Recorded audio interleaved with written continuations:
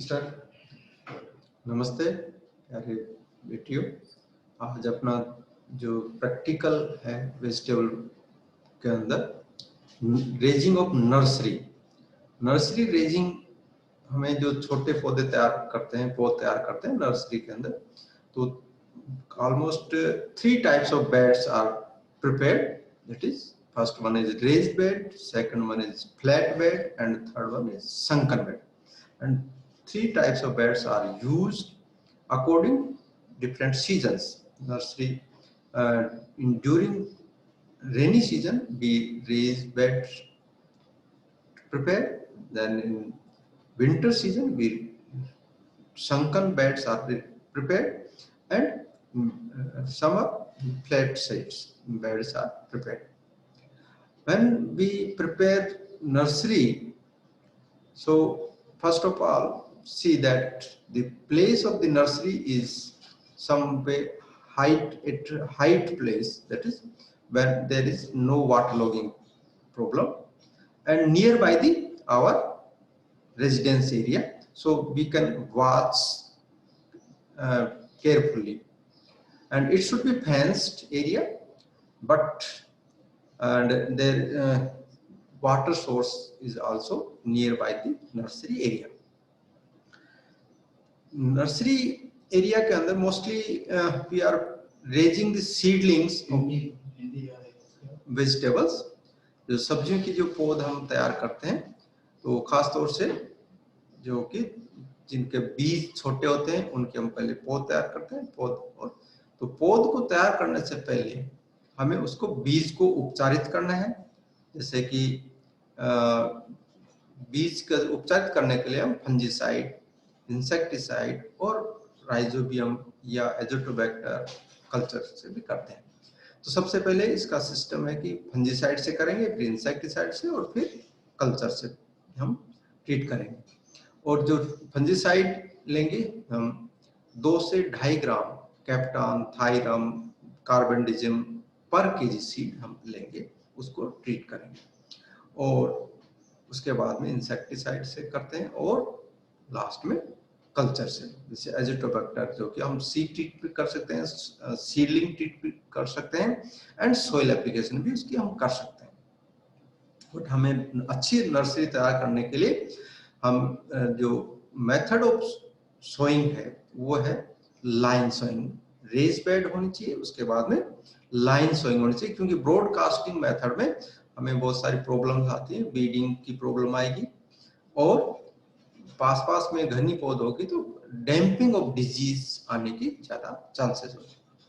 इसलिए हमें नर्सरी के अंदर जो खाद जो देंगे आपका FIM, वेल रोटन FIM होना चाहिए, और ज्यादा नाइट्रोजन का उपयोग हमें नहीं करना, यूरिया वगैरह का उपयोग नहीं करना, क्योंकि ज्यादा नाइट्रोजन यूरिया का उपयोग करेंगे तो पौध लग्जरियस ग्रोथ होगी और उसमें डैम्पिंग ऑफ डिजीज आने के चांसेस ज्यादा होंगे। इसलिए हमें पौध लगाते समय इन सब बातों का ध्यान रखना है। दूसरा, लाइन सोइंग हम करेंगे। लाइन के अंदर भी हमें 1 से 1.5 सेंटीमीटर के फासले पे एक सीड की हम सोइंग करेंगे, और उसको हम एक हल्का सा जो कंपोस्ट है या वर्मी कंपोस्ट है या FIM है, उसका लेयर डालने के बाद हल्की मिट्टी उस पर चढ़ा के देन उसके ऊपर मल्च आपको करना है, चाहे आप घास फूस से या प्लास्टिक मल्च आप उपयोग कर सकते हैं। और उसमें इरिगेशन उसके बाद में आप झारे से भी दे सकते हैं, ड्रिप से भी दे सकते हैं पानी। और हमेशा जब पानी देंगे तो सुबह या शाम के टाइम पानी देंगे। और जो आप मल्च जिसका किया है, जैसे सीड जर्मिनेट होता है उसके बाद में मल्च को आपको हटाना है, ताकि हमारे मल्च से सीडलिंग्स को नुकसान नहीं। अनदर जो हमें प्रॉब्लम आती है कि जैसे रेनी सीजन के अंदर खास तौर से हम पौध तैयार करते हैं, तो हमें जो वायरस वाली जो प्रॉब्लम आती है वो ज्यादा होती है, और वायरस जो फैलती है वो वेक्टर से, व्हाइट फ्लाइज, थ्रिप्स, इनके जो इंसेक्ट है उनकी वजह से फैलती है। यदि हमें रेनी सीजन में नर्सरी तैयार करनी है तो हम उसको वायरस से बचाने के लिए 40 मैश नेट का उपयोग करें और उससे कवर करेंगे, तो हमारे जो वेक्टर हैं वो अंदर नहीं जाएंगे और हमारे वायरस से फ्री नर्सरी होगी। इसके अलावा हम जो पौध तैयार कर सकते हैं, जो कि हम लो कॉस्ट पॉली हाउस में कर सकते हैं, लो टनल में कर सकते हैं और fan and pad type of green house में भी कर सकते हैं। तो उसमें हमें 24 आवर्स लाइट और पानी की जरूरत पड़ेगी, जो कि थोड़ा कॉस्टली है। यदि हम स्मॉल स्केल पे करना चाहते हैं तो हम लो कॉस्ट पॉली हाउस काम में ले सकते हैं और लो टनल भी, एक टनल बना के उसके अंदर हम पौध तैयार कर सकते हैं और वो हमारी डिजीज फ्री पौध होगी और जल्दी तैयार होगी। 28 से 30 दिन में हमारी पौध तैयार हो जाती है। खासतौर से जो हमारे जो बारीक बीज हैं, जैसे टमाटर, बैंगन, मिर्च और इस तरह की जो है, इवन आजकल जो हम कद्दू वर्गीय सब्जियों की भी है ना, आपके बेल वाली सब्जियां हैं, कुकुरबिट्स हैं, उनकी भी पौध तैयार कर सकते हैं, परंतु उनको जमीन में नहीं करके हम प्रो ट्रे के अंदर, जिसके अंदर प्लास्टिक की ट्रे आती है ना, अलग अलग जो सेल्स होते हैं उसमें मोस्टली 98 सेल्स होते हैं एक ट्रे के अंदर, और उसके अंदर हम जो सॉइललेस मीडिया काम में लेंगे, जिसके अंदर कोकोपीट, वर्मिकुलाइट और परलाइट का मिक्सर काम में लेते हैं। कोकोपीट हम 3 भाग लेते हैं, वर्मिकुलाइट और परलाइट एक एक भाग लेते हैं। इस मिक्सर को हम पहले भिगो देते हैं और भिगो के उसको बाद में इसके अंदर ट्रे को उससे भरने के बाद में, सॉइललेस मीडिया को भरने के बाद में उसमें एक एक सीड, एक एक सेल के अंदर डालते हैं। उसके ऊपर कोकोपीट अच्छी तरह डाल के और उसमें झारे से उसमें पानी देंगे, तो हमारी जो पौध जो तैयार होगी वो बिल्कुल अच्छी होगी। और इसको हम प्रोटेक्शन में रखेंगे या लो टनल में रखेंगे या लो कॉस्ट पॉली हाउस में रखेंगे, तो हमारे को इसके अंदर इंसेक्ट और डिजीज का अटैक बहुत कम होगा और हमारी पौध जो है जल्दी ग्रोथ करेगी, क्योंकि हम उसको जो प्रोटेक्शन जो दे रहे हैं, क्लाइमेटिक जो प्रोटेक्टेड स्ट्रक्चर में दे रहे हैं, हम टेम्परेचर और ह्यूमिडिटी हम उसके अंदर मेंटेन कर रहे हैं, तो हमारी पौध जो है जल्दी तैयार हो जाती है। 25-30 दिन के अंदर हमारी पौध तैयार होती है।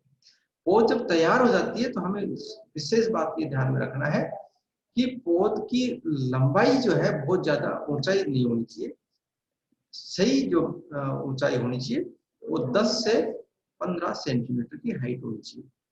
और ये जब भी होगा कि हम उसको प्रॉपर देखभाल करेंगे, मैनेजमेंट अच्छा करेंगे, प्रॉपर वीडिंग करेंगे, इरिगेशन देंगे।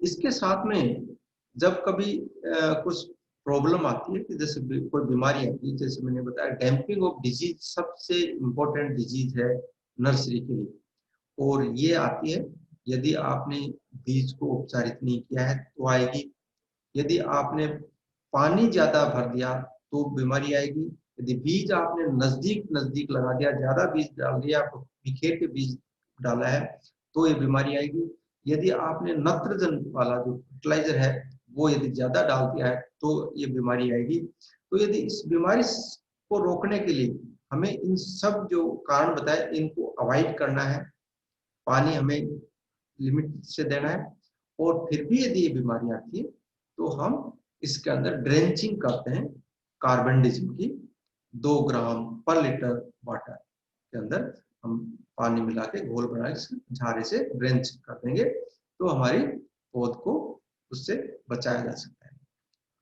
अब जब हमारी पौध अच्छी तैयार हो जाती है तो उसके बाद में इसको हम खेत में जब ट्रांसप्लांट करते हैं उससे पहले एक ऑपरेशन है जिसको हम कहते हैं हार्डनिंग, और हार्डनिंग बहुत जरूरी है ताकि हमारी पौध कठोर होके और खेत में जाएगी तो वहां अच्छी चल सके, मोर्टेलिटी कम हो। तो हार्डनिंग के लिए हम क्या करते हैं, या तो हम 5-7 दिन पहले पानी को रोक देते हैं, पानी 5-7 दिन पहले रोक दें, कम कर दें। दूसरा, हम पौध के अंदर नमक का घोल बना के 4000 ppm नमक का घोल बना के उसकी सिंचाई करें एक बार, तो उससे भी हमारी पौध हार्ड हो जाएगी, कठोर हो जाएगी। इसके अलावा यदि आप म्यूरेट ऑफ पोटाश, आप जो एमओपी खाद है उसको 2 ग्राम 1 लीटर पानी में घोलकर उसका यदि आप छिड़काव करते हैं तो भी हमारी पौध कठोर हो जाएगी। इसके अलावा यदि हम पौध को रस्सी से उसको रस्सी 2-4 बार घुमाते हैं तो उससे भी हमारी पौध कठोर होती है और पानी रोक दें। तो इस तरह से हमारी पौध जब कठोर होगी तो हमारे खेत में जाएगी तो अच्छी चलेगी, मोर्टेलिटी जो मरने की जो प्रतिशत मात्रा है वो कम हो जाएगी और हमारे पौधे ज्यादा चलेंगे, अच्छी मजबूत।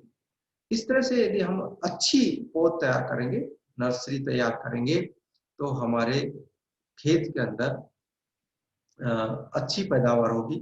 और विशेष तौर से जो यदि हम ध्यान रखने वाली बात है, जब हम पौध तैयार करते हैं तो 1 हेक्टेयर की यदि हमें पौध तैयार करनी है तो उसके बीज की जो मात्रा लेंगे वो भी कम से कम 15 से 20% फालतू लेंगे बीज, क्योंकि हमारे कुछ बीज उगता नहीं है, कुछ बीज हमारा मोर्टेलिटी हो जाती है, कुछ पौधे मरते हैं, इसलिए हमें ये ध्यान में रखना।